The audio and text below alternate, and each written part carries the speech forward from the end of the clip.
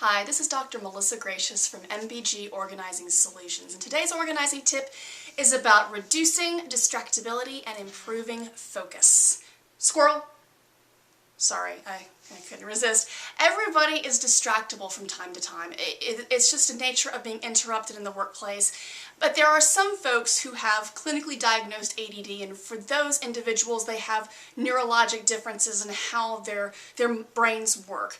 But in either case, whether you have time-to-time distractibility or more pervasive distractibility, there are some techniques, some tips that you can apply in your work to help improve your focus. First and foremost, a very underutilized time management tool is a timer. A timer, something that is found on almost every smartphone in existence, a timer to just basically help you stay on track. I mean, you can do anything for 15 minutes, right? I mean, God, think about it. You can do anything for 15 minutes, even a distasteful task that you've been procrastinating. So set a timer, and that is almost giving yourself A, permission, and B, the opportunity to really unitask, to focus on one thing and get it to a point of either completion or next steps. So use a timer. If you are an ADHD person, then I would recommend an app called Time Timer. It's all one word, Time Timer. That actually shows the passage of time by a diminishing red piece of the pie. So it's really neat to help you not only stay on track, but see how time passes if that's something with which you struggle. So tip number 1 to reduce distractibility, use a timer.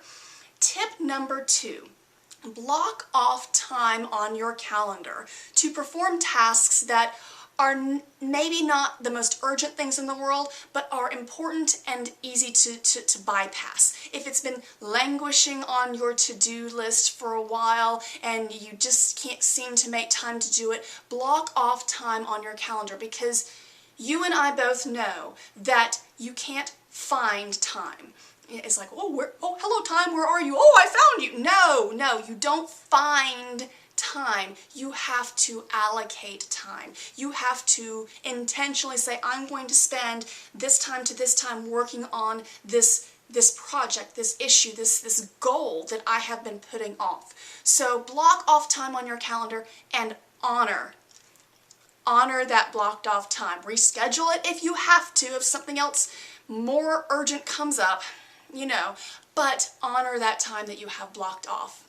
So tip number 1, use a timer. Tip number 2, block off time on your calendar. And tip number 3, if you are distractible, reduce the distractions in your environment. First of all, turn off all notifications of incoming email, of any Facebook messages or Twitter messages, anything like that. Turn off all those notifications that are self-distractions. So get those gone.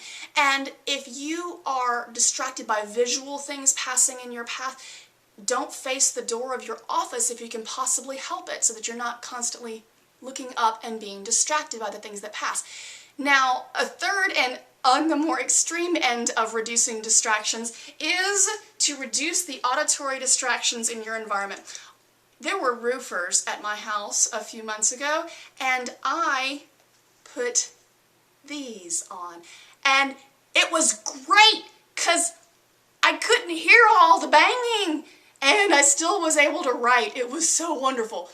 Consequently, these are the same headphones my husband bought for my son when they went to the monster truck rally. So, reduce distractions in your environment. If you can't reduce the distractions in your own workspace, find a place to which you can escape.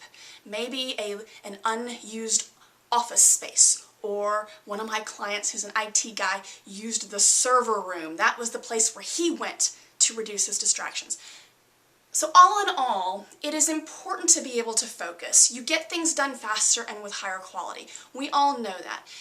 If you find yourself on the distractible end of the continuum, it may take more effort to reduce the distractions in your environment, but you can do it. This is Dr. Melissa Gratias with MBG Organizing Solutions. You can reach me online at www.mbgorganizing.com. Have a great day.